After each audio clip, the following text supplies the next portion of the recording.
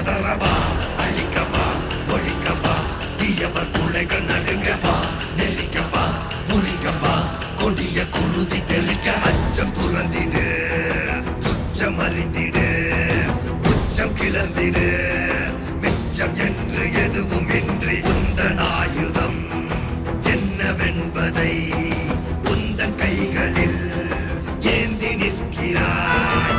அந்த ஆயுதம் என்ன செய்திடும்? அச்ச கூச்சல் அடங்கும் முன்னே மொத்தம் கிள்ளி வீசிடு.